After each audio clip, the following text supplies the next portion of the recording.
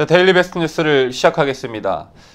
뉴스에 시작하기에 앞서 지난 지방선거 때 자유한국당이 상대당으로부터 공격을 받았던 것 중 하나가 이른바 올드보이 논란이었습니다. 자유한국당이 이인재, 김문수, 김태호 등을 공천한 것을 가지고 상대당에서 올드보이 프레임을 씌운 것이었습니다.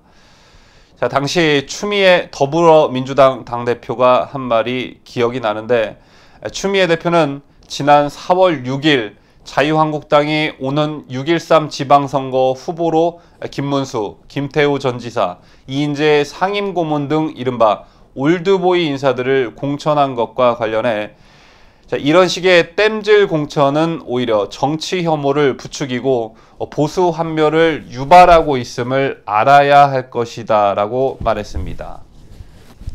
자, 이어 이렇게 세워보는 오늘 법정에 세워지는 박근혜 전 대통령을 옹호했던 자들의 부끄러운 과거를 반성하고 대국민 사과부터 해야 할 것이라고 했고, 김문수와 이인재, 김태호로 이어지는 올드보이들은 탄핵과 대선 패배 이후에도 하나도 새로워진 것이 없는 올드보스라고 말했었습니다. 자, 그런데 지금 민주당, 민평당, 바른미래당 돌아가는 상황이 그때 당시 추미애가 공격했던 무엇 하나도 새로워진 것 없는 올드보이의 전성시대가 도래하고 있는 듯합니다. 자, 우선 민주당 당대표 경선에서는 이해찬, 김진표 의원이 경쟁하고 있고, 바른미래당은 차기 당대표의 유력 후보인 손학규 상임고문, 민주평화당에서는 새로운 당대표로 정동영 의원이 선출되었습니다. 자, 물론 자유한국당도 대표적인 올드보이인 김병준 비대위원장이 활동하고 있습니다만, 자, 야당 여당 할 것 없이 모두 그때 그 사람들입니다.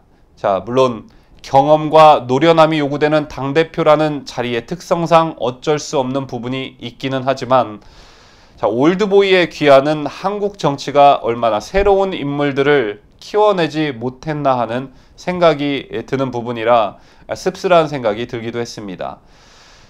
가문 끝에 내리는 비처럼 진정 대한민국을 살릴 수 있는 정말 참신한 인물이 하늘에서 뚝 하고 떨어졌으면 하는 그런 바람도 가져봅니다.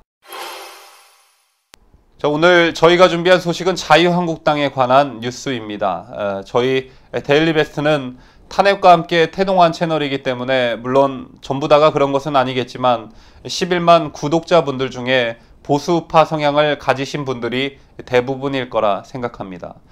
또 그 속에는 자유한국당을 지지하시는 분들도 계실 테고, 또 대한애국당을 지지하시는 분들, 그리고 특정 정당을 지지하지 않고 오로지 나라를 걱정하시는 애국자 분들도 많으실 거라 생각합니다.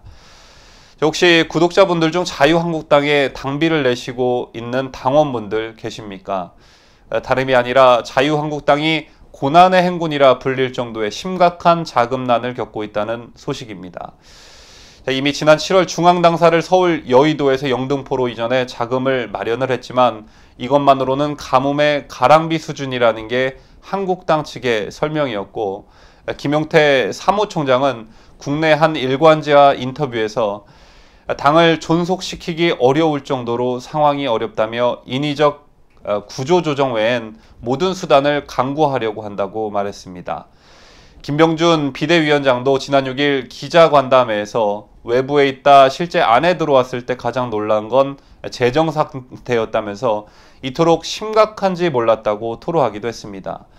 또한 한국당 관계자는 매달 작지 않은 규모의 적자가 이어지고 있다. 수입은 대폭 줄었는데 지출은 여당 시절과 차이가 없기 때문이라면서 이대로 가면 내년 7월쯤 당의 현금 보유고가 바닥날 것이다 라고 말하기도 했습니다.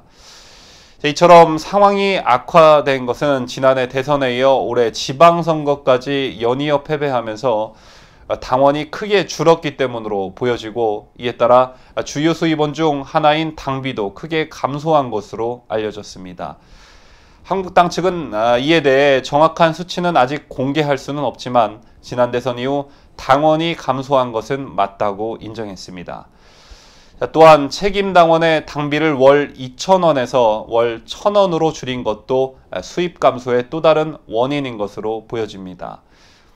대선 패배로 동요하는 당원들의 이탈을 막기 위해 고육지책으로 내놓은 비상수단이었지만 20만 원에서 10만 원으로 줄이는 것도 아니고 2,000원에서 1,000원으로 줄인다는 생각은 도대체 누구 머리에서 나온 건지 도대체 이해를 할 수가 없습니다. 또한 지방선거 패배로 직책 당비도 대폭 감소했다는 게 한국당의 설명입니다.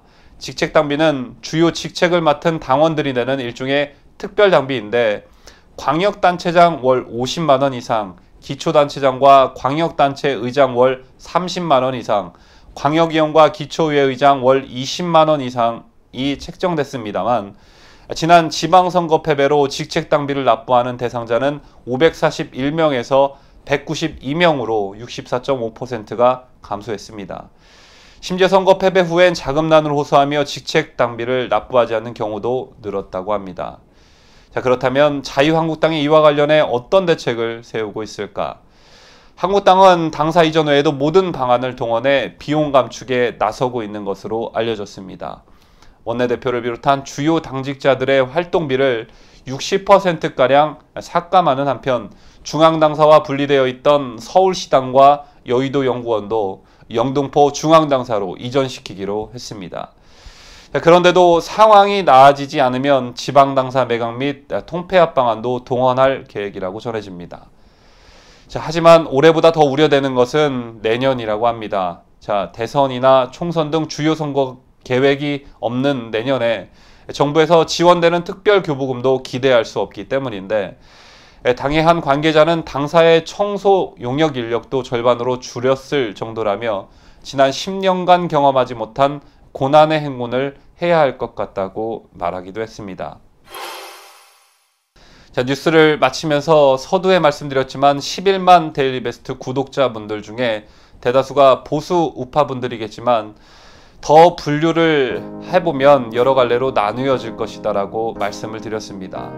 자, 하지만 또 다른 공통분모를 찾아보자면 아무래도 과거 대선 과정에서 이회창, 이명박, 박근혜 후보에게 표를 주었던 분들이 대다수일 거라 생각합니다.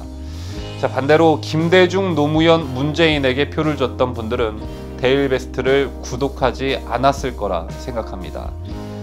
자, 제가 왜 갑자기 이런 말을 하냐면 자유한국당이 자신들이 배출했던 전직 대통령을 헌신짝 대하듯 하지만 않았더라면 비단 민주당이 김대중과 노무현을 신격화하는 것에 반만이라도 했더라면 그렇게 수많은 당원들이 이탈했을까 하는 생각을 해봤습니다. 저는 30대인데 저에게 투표권이 주어진 이후에 치러진 대선에서 이회창, 이명박, 박근혜 후보에게 제가 가진 한 표를 행사했었습니다. 그런데 내가 내 손으로 뽑은 대통령을 자유한국당에서 헌신짝처럼 내동댕이 쳐 버려질 때 마치 제 자신이 내동댕이 쳐지는 이루 말할 수 없는 배신감을 느꼈습니다. 또한 상대 진영에서 넘어온 비상대책위원장이라는 사람이 박정희 대통령을 운운하며 당사에서 박 대통령의 사진을 떼내 만회할 때는 정말 자존심이 심하게 짓밟히는 느낌을 받았습니다. 자유한국당 국회의원 여러분, 그리고 당직자 여러분, 돈이 없습니까? 당사를 팔아야 할 정도로 그렇게 힘이 듭니까? 그런데 당신들이 폭염 속에서 구치소 독방벽에 고정돼 있는 선풍기 하나에 자신의 몸을 의지해 힘든 나날을 보내고 있는 두 분의 전직 대통령들보다 힘이 듭니까? 현 정권에 의해 가진 수모를 당하며 적폐몰이를 당하고 있을 때 누구 하나 제대로 나서서 방어 한번 해준 적 있습니까? 그러면서 당신들이 당원들과 지지층에게 힘들다고 어찌 그리 뻔뻔하게 말할 수 있는지 얼굴에 무슨 철판이라도 깐 건 아닐까 궁금해집니다. 선거 때만 되면 보수파 유권자들에게 기본표는 가져갔던 시대는 끝났습니다. 제발 더 늦기 전에 이회창, 이명박, 박근혜에게 표를 줬던 국민들이 자유한국당에게 지금 무엇을 바라고 또 무엇을 말하고 있는지 귀 기울여 보기를 바랍니다.